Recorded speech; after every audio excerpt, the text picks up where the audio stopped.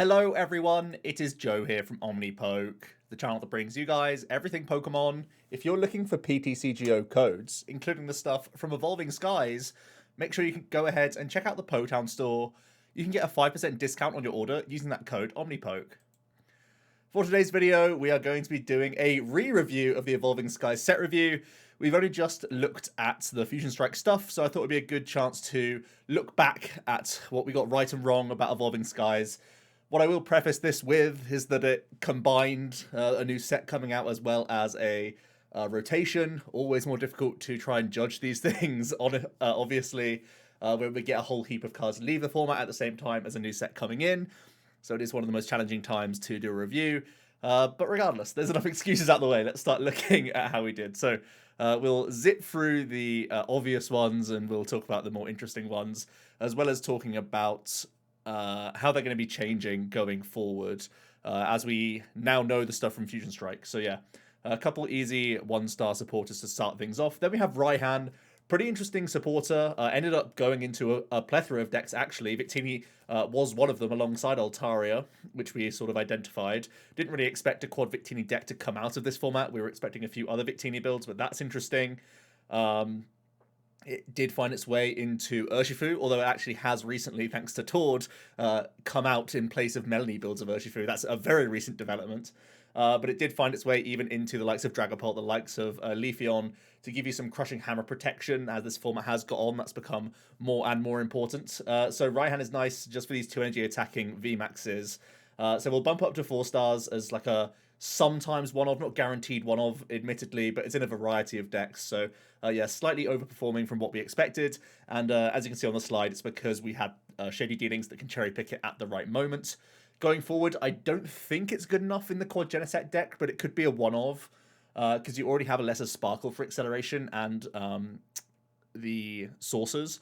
But the Raihan could also be a one of. You don't really want to go higher on that count because it's supporters that you can draw into that then you can't insta-play for your Genesect engine, but that's kind of interesting.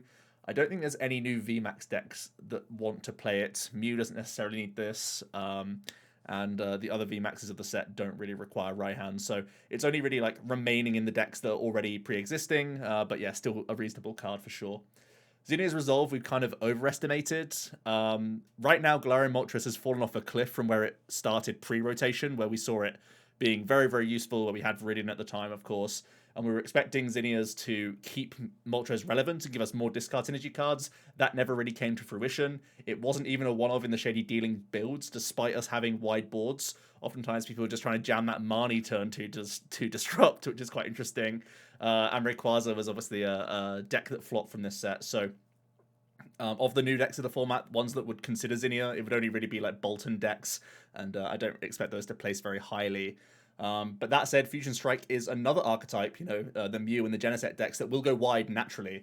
So Zinnia's will be getting value, so could end up being still that one-of in Shady Dealing variants if you need it to be, for some discard synergy and some extra dig into the deck. Don't think it's terrible whatsoever, but I still can't rate it that high, so we'll drop it down to like a 3-star as a potential one-of in any Inteleon deck, but never really makes the mark a lot of the time. Dream Ball, obviously terrible. Popsicle was surprisingly more than a 1-star, mostly for memes, but there were these sort of quad VMAX, Healy, hammery, boring decks. I think Dracozolt VMAX was the forefront of that.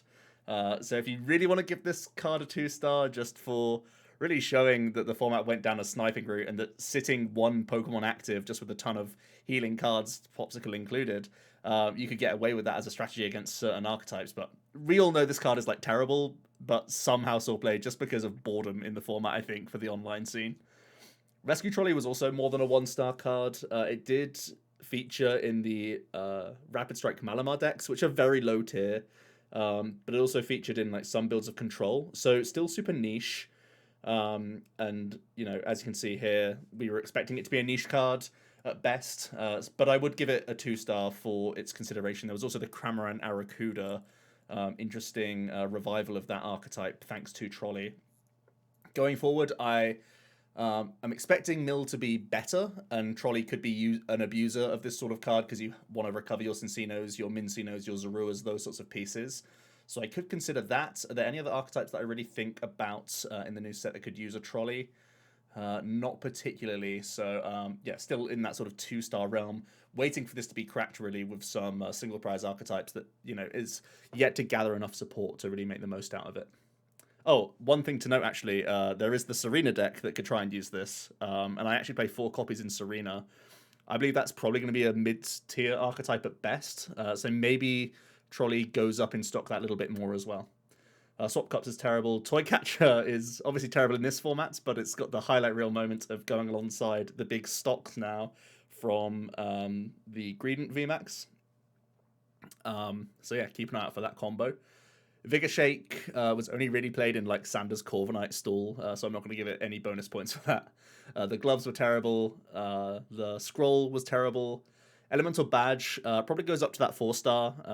Jolteon being the most promising of the bunch, but also some Vaporeon smutterings here and there, either as like a 1/1 line tech in Urshifu, so you don't just fall to Dragapult, or there are some more heavily focused Vaporeon lists. Now, naturally, they didn't do too well, but they were, you know, like a tiered deck, I guess you could say.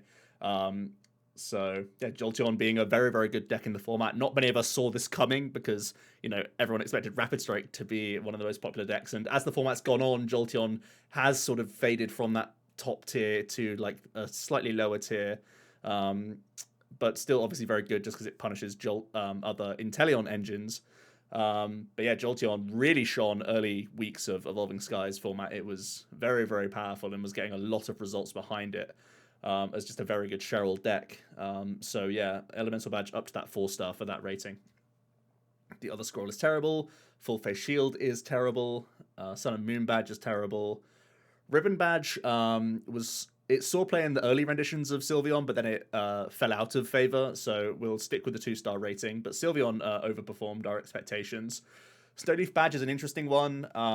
Leafeon ended up being that sort of, you know, at times even you could consider this being a tier 1 deck as one of the best foils to Single Strike in the game, whilst also being like relatively consistent and decent damage output the entire time.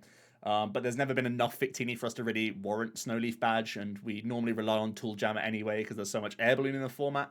So the Snowleaf never really saw play from that angle. The Glaceon deck never really took off because Zacian Zamazenta was so popular in the early weeks just because people didn't have the cards for many other decks until they were trading for them and whatnot.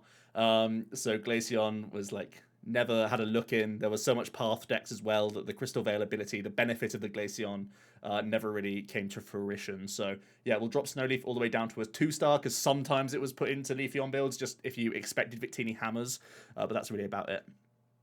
Underworld Mask is terrible. Crystal Cave, I think 4-star is fair. Zamazenta ended up settling around like tier 2.5, sort of bottom of the top 10 decks, I guess you could say, around that sort of area. Still, there are some results coming in for it now and then, but it was extremely popular early on, and healing your Zamazentas and your Zacians was exactly what Crystal Cave needed. That you needed in that deck because it was also a bounce to path, and that was pretty much exactly what we were saying at the time. Fashion Mall probably goes down to a 1-star. It didn't really see any play in the Evolving Skies format. The one thing I will say is there's potential for Quad Genesect to actually play this. In our current renditions of Quad Genesect, we are playing 2 copies with a stadium split alongside Stormy Mountains. So the Fashion Mall could see play in Genesect just because we want to be playing Capes, Balloons, and EXP Share in that list specifically. So there's potential flash in the pan for Fashion Mall, or Shopping Centre as it's called in English. So yeah, that's something to bear in mind, but it didn't see any play in this meta. So yeah, Stormy Range, we overrated in this format because Rayquaza was a big old flop. And the only real things I could consider in the new format actually is Fusion Strike decks. And even in my Mew deck, I'm playing 1 copy of this card right now because it can access you Latias, which is nice. Just the reason why you'd want that as well is because your early game Peony, if you need to bounce a path, you want it to be this stadium because then you can get something like this plus Battle VIP Pass, and then you get the benefit of a Stormy Range getting you Latias for more Genesect draws, essentially, to bail you out of ugly hands. So you like getting Latias out just to develop it as a threat, but also because it allows Genesect to draw more cards because you start filling your board more quickly. So that's interesting. Also, it has the potential combination with Toxel going forward with Fusion Strike. So I think this card is going to work in the Fusion Strike decks. It's probably going to be a Stadium split rather than like pure Stormy Range. But yeah, I think that's hopeful for the deck. Also, Bolton V, V Max and Flaaffy are likely to play this as well. I don't think that'll be a super high tier deck, but just something to bear in mind.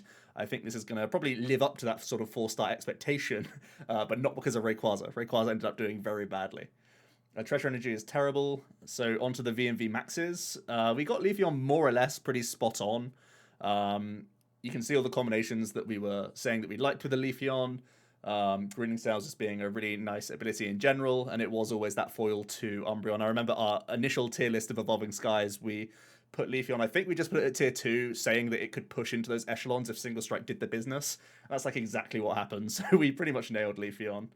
Trevenant was terrible. We had Leafeon in the same set. Flareon was terrible. Volcarona, we overrated. We basically expected Victini to do better in the format than we did. We hadn't figured out how bad Victini was into Inteleon engines in general, because they could actually just attack into you as the Inteleon. Like, any deck that played Inteleon could just deal with Victini fairly reasonably if you know what to do in that matchup.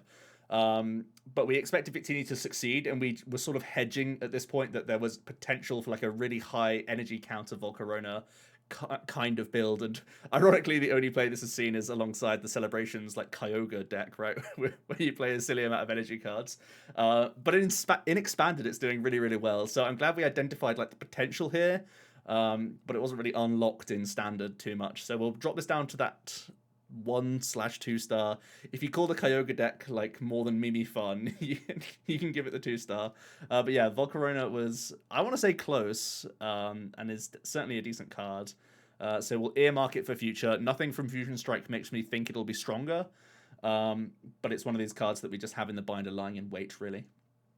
Artifice is obviously terrible. Glaceon, we overestimated. Again, like I said when I was talking about Snowleaf, really just Zacian Zamazenta was so crazy popular early on. Single Strike is a wall breaker naturally, and there's so many other path decks at the top that it really would just bully this ability. They wouldn't have any issue with it for the most part. So yeah, Glaceon, we overrated, but it was more of like a victim of how the early format developed of Evolving Skies. And then people continue to have reason to still play paths and whatnot. I think actually in the later stages of Evolving Skies, there would have been a couple of weeks where this would have been a really solid play, actually, in a clever meta call, but no one was caring about it. You know, we don't have the same reason to put thought and effort into the format where it's only online tournaments. You know, people just play the deck from the day before. Gyarados, yeah, very bad. Suicune is an easy 5-star, obviously identified from us. The card is just super efficient for what it does. It does partner with Calyrex. Obviously, we didn't predict the Ludicolo build, but we had tested, actually, a Ludicolo build of Suicune, and interestingly, we rate Ludicolo quite badly. But we didn't play Ludicolo plus Inteleon plus Suicune in our testing. We played it with Altaria and Ludicolo, so the damage mods were never really perfect. But yeah, regardless, we still expected Suicune to be very good into Ice Rider, which we had high hopes for, and we expected a Suicune Altaria build actually to do well, potentially with combo pieces like you can see here, like an Aurora box style deck, because that what was doing well in Japan with ADP, Suicune Aurora sort of things going on. We never really got an Aurora Suicune box. It was really just like Suicune being splashed into Ice Rider or Suicune as its own deck, which is really interesting to see just how strong this card is. But yeah, draw power, efficient damage, Melanie to fall back on, capture energy, synergy. It just ticked so many boxes, super consistent, and we were braver than the remainder of the community saying it would be that 5-star, and it certainly is, like, at the top of the format, really. Oh, and going forward for Suicune, what really changes the new format? So Fusion Strike's actually an interesting matchup. You kind of go toe-to-toe with Genesect. They have to fill their boards, as did the Mew deck. They have to fill their board quite wide. Fusion Energy does disrupt your Inteleon pings, which is kind of ugly. And they force you to Melanie all the time because they have such good one-hit KO possibilities into your Suicune. Obviously, their raw damage output of 210 means you need to have capes. Now, if they play Tool Jammer or Scrapper, that's a huge issue. But even if they play Old Cemetery as the Mew deck, that puts you down to 240 if you have to attach into it. And right now, Suicune doesn't play any Counter Stadium in the Ludicolo build. That puts you just one power tablet away from KOs. So typically, the Suicunes just get like churned through quite quickly with the Mew. And that means that you can't play boss's orders. So if they bounce between two Mews, that's really, really bad for you. And they can reset into the deck if ever they're missing a KO, or if they just want to like gust up a Lotad or gust up a Sobble and take like a 1 prize and jump back into the deck and undo some of your damage. That's like terrible. So I think it's got a pretty awkward Mew matchup actually from what I've tested so far. And that's a small worry. I think you can beat the Genesect Toxtricity deck and just like race each other basically. And you don't mind any of the other archetypes, I don't think. You're pretty strong into single. The Inteleon VMAX deck would be awkward as well, but I guess you do have the Lotads, and they actually can't snipe your Lotads, so that is probably okay, I would say, just from theory. Vaporeon VMAX was more than a 1-star. It just has that huge plethora of support, ultimately, to be splashed into Rapid Strike decks. Especially those that were playing auxiliary engines, so that's certainly interesting. I think as its own deck, like just as the Vaporeon deck itself, it wasn't really super high tier. It was like a tier 3 deck, I want to say, something like that. So we'll give it like a 2-3 star rating, something like that.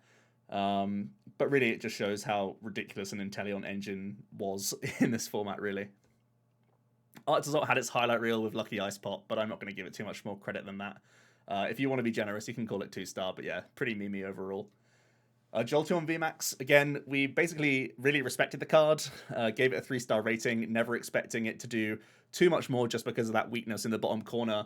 And Single Strike did end up coming to the forefront, and that started to hurt Jolteon in the early stages. But just because everyone was on Intel builds, Jolteon like rose to the top, and it is currently like our best Cheryl user in the game until we get Inteleon coming out from the new set. So yeah, I think Jolteon may benefit from people moving away from Urshifu and starting to jump onto the Gengar train, which is kind of cool. And also, Rapid Strike Urshifu has to worry about Mew that little bit more. So Jolteon in like a meta position could feel a little bit better. The one thing I will say is I've yet to beat Fusion Strike Mew with Jolteon. I think it's a very, very bad matchup. I think your only like win condition is my path happened to stick and brick them for like 2 turns, and then I out prize race them. Just with thunderclaps all over the place. But yeah, I think it's a low win rate matchup. I think you're pretty you're better into the Gengar matchup than you would be against Urshi, but the Gengar can still hit 300 pretty easily, just for less energy now as well, which is scary. So fans are less of a defense. And you're also worried about the Intel matchup, just because they play so many Cheryls. I think Jolteon has to go up to double Cheryl itself in the next format. Espeon is obviously very bad. Golurk is obviously very bad. Sylveon did do much better than the 2-star rating we were predicting. Ultimately, hammers and fans became too much of a presence in the game for Sylveon to continue to see a lot of success. Ironically, some Sylveon builds added in hammers themselves. Don't know how they found space for that, but whatever.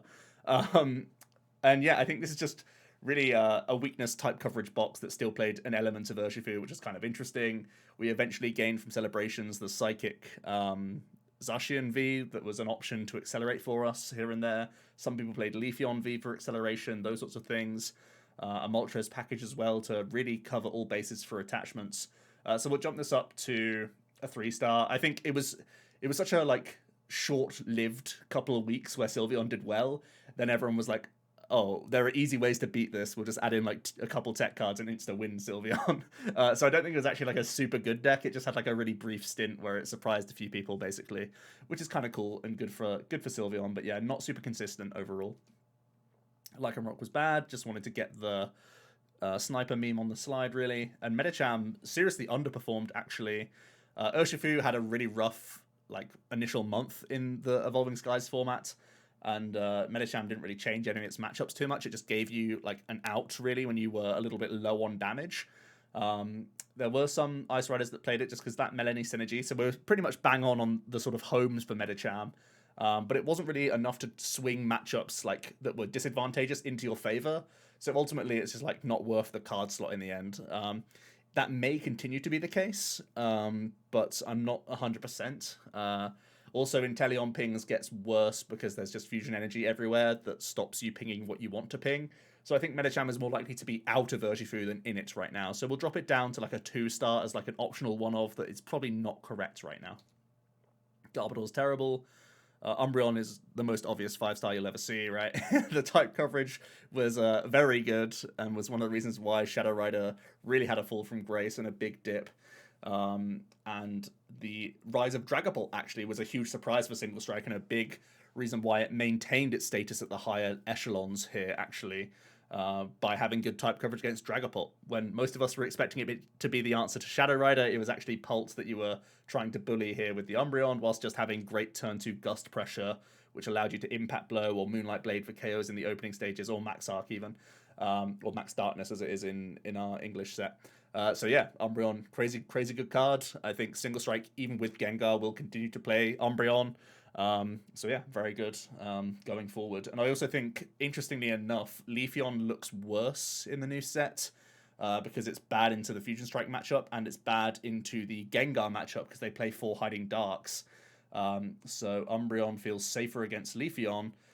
So there's probably less grass in the format as well. So less easy answers to Umbreon, which is a big win. Duraludon probably saw enough experimentation to maybe be a 2-star, but man, this card is clunky. I'm still not a big fan of it.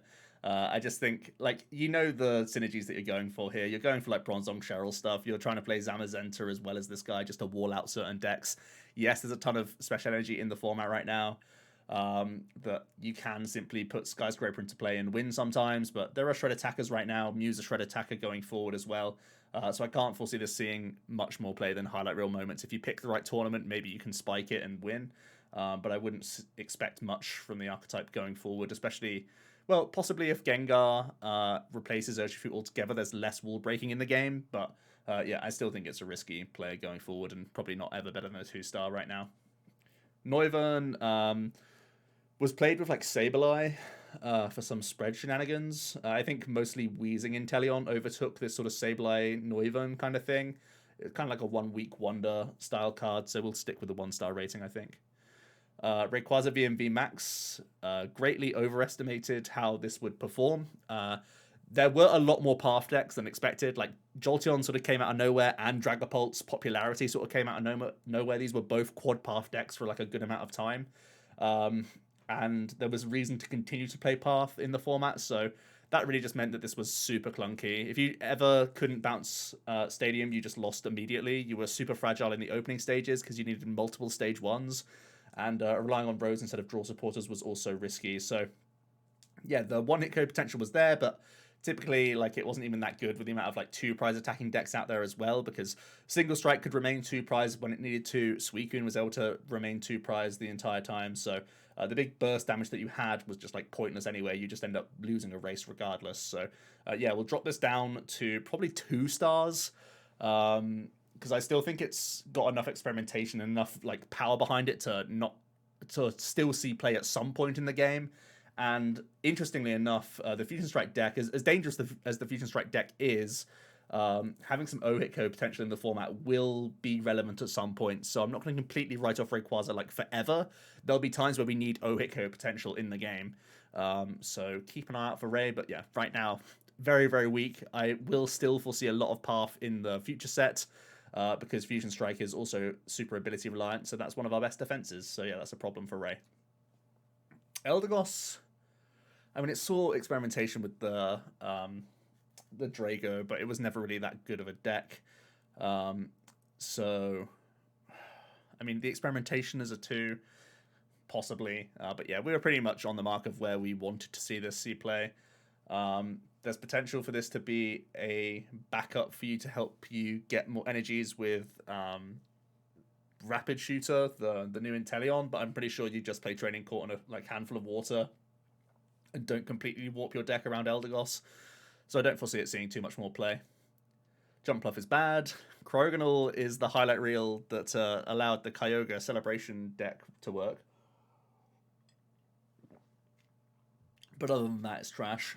Ludicolo. So, interesting tidbits. We actually did try this with Suicune, and we thought it was bad because I didn't try like a 2-1-2 Ludicolo. I tried like a thick Ludicolo with Altaria with Suicune. And because I didn't also have Inteleon pings, I was like, oh, the opponent can just play around the 100 damage buff anyway by just like not overbenching. So we wrote off Suicune Ludicolo, interestingly enough, and we tested it like a month in advance of the set coming out. And we also tried it with Zacian, and Zacian was the partner we were expecting it to go alongside because the math is just there for you. 330, good number. But we found it too clunky because even Zacian Inteleon ended up being too clunky and slow in this format. So harshly treated by Ludicolo. The one thing I never expected was that a second stage 2 was going to be the answer to make this more consistent. But yeah, Shady Dealings, allowing you to get those candy combos and incense combos going, allow for some big burst potential. So Ludicolo can get all the way up to that 4-star rating to go alongside Suicune. I think because Suicune is relevant in other variations as well, and Ludicolo only sees play as a 2-1-2 or a 3-0-2 line or whatever, in decks. I don't think it's as good enough to be like a 5-star, but it's currently featuring in what is like a tier 1 archetype. So yeah, hats off to you, Ludicolo. We tried you. We wanted you to work. I even tried a top entry combo in my deck, so I was like completely aware of the combos available, but we just didn't pair you with your other stage 2 comrade, which you needed all along. Milotic is interesting because it can protect control. Control did nothing in this format, really. But I can foresee it being better in the new set. So if you want to protect yourself from Marnie in the new age water control deck, Milotic could be an option. Keep it in mind. Wishy-Washy is terrible. Flaaffy can go down to the 2-star alongside Ray. I don't think Flaaffy was good enough in like any other build either, like one prize builds and like Vikavolt and that sort of stuff. Flaaffy, like we know the ability is insane, right? And the card is clearly good. There's just no deck for it right now. So keep an eye on it. There's the Quad Bolton deck. I don't think it's that good. So yeah, just something to bear in mind. But as you can see, like people weren't wrong to rate this super high, right? You know that the ability's cracked, and we have years of backlog showing us that this has historically always been good. And we know that there'll be a time where we can get the Flaaffies back out of the binder, but right now there's no real home for it, and nor from the Fusion Strike set, no extra help there. Raichu is 1-star. Regieleki 1-star. Galarian Articuno, probably, yeah, 3 stars seems fair because Shadow Rider is not a super high tier deck. It's probably just within that top 10 of decks right now. Articuno being like a 1/2 of for extra burst damage, which is pretty much exactly what we expected, as well as being a sort of win con outside of boss's orders that can just finish things off. Pretty nice card for the deck, but Shadow Rider is riddled with all sorts of other problems in the format right now. Goldgeist is bad. Pumpkaboo is actually overshooting that 3-star right now. It's not seeing play in like any list whatsoever, I don't think. There's potential for Shadow Rider to just play 1 in Fog Crystal builds, but there's so much spread. Like the Path decks play spread, so putting a Pumpkaboo down allows them to take like a free prize, which is normally just terrible. So it's actually awkward to play it in Shadow Rider. I think I'd prefer a 5th stadium actually in Shadow Rider right now, which is weird because the Pumpkaboo is an extra like 8 or 9 outs in your deck to like not brick to Path. But I'd still just be terrified of putting a Pumpkaboo into play. I think it loses you the game as much as like just bouncing the path or like not bouncing the path, because the prize map can become so easy for these sorts of archetypes. So that's a shame. I think the only real deck that I'm expecting to play Pumpkaboo in now is the Serena deck that plays Rescue Carrier to give yourself ball searchable outs to path, because that deck is reliant on Crobat and Eldegoss and those sorts of cards. So yeah, Pumpkaboo saved by Serena maybe, but down to a 2-star right now. Wob is 1. Zapdos, is 1. Moltres has only recently seen experimentation, but it did see experimentation via Cawthorn's really cool 1-prize Dark deck.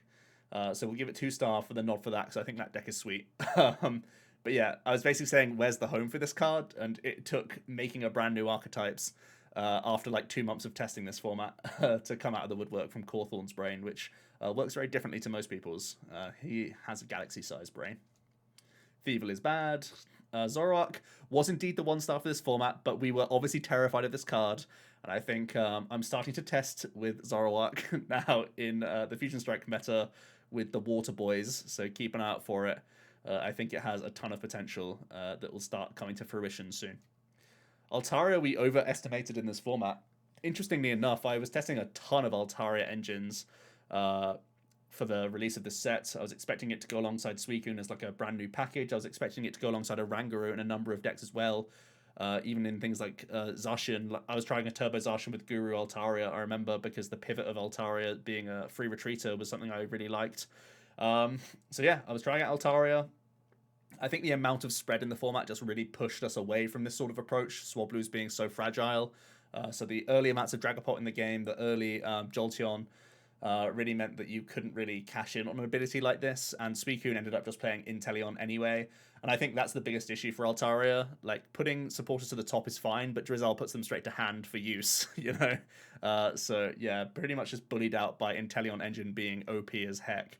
It did see play in the Victini deck, though, so we can drop it down to that sort of 3-star range where it's a cameo appearance here and there, and does still have a huge amount of potential going forward, so something to bear in mind.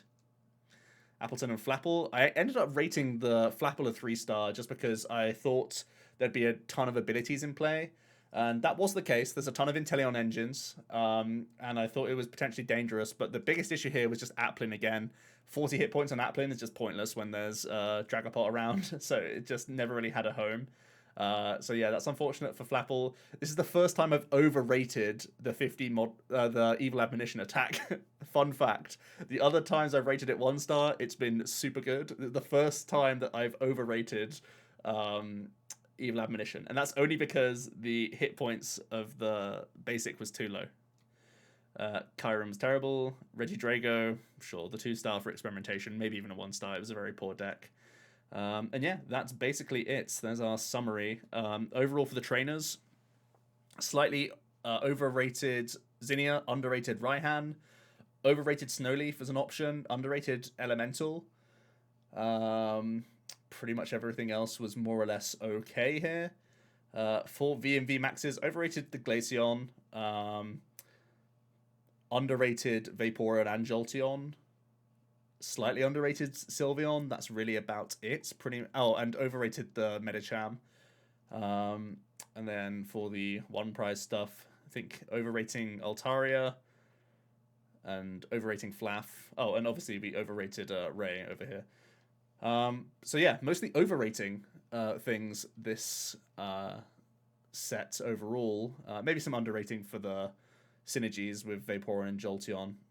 But yeah, otherwise relatively okay. The format did shake up pretty intensely, actually, post-rotation, where we went to a direction where everything had to play Inteleon. Then for a while, there were decks preying on the Inteleon engine, namely Dragapult and Jolteon. Then there was a slow increase in Single Strike that then really pushed on to super high popularity to also counteract the Dragapult and the Jolteon, which were fighting the Inteleon decks. And then because there was enough Single Strike, it then meant that Leafeon could perform. It then meant there was a window of opportunity for Rapid Strike to come back as well, because there was slightly less Dragapult. The whole time Zacian Zamazenta was popular as well, so super interesting, diverse meta. I was actually quite happy with this meta for the most part. Yes, there's a bit of Marnie Crumb. Yes, there's a lot of percentage points gained just by going first in the game right now, but there are some super sweet decks, and I don't think it's got super boring. There's always enough rock, paper, scissors type stuff going on that you can keep it fresh and interesting. So yeah, decent format. I'm also super excited for Fusion Strike. I don't think there's a ton of new decks coming out to the forefront. I think Fusion Strike is the sort of big bad coming out from the set that is going to be interesting to answer, because obviously Single Strike comes equipped for that matchup, so it's down to the other decks to see how they can perform against it as well. So yeah, let me know your thoughts of the review. Hope you did enjoy, and hope you enjoyed hearing my initial thoughts of how these cards will be adapting going forward. So yeah, I'll see you in another video tomorrow. Cheers.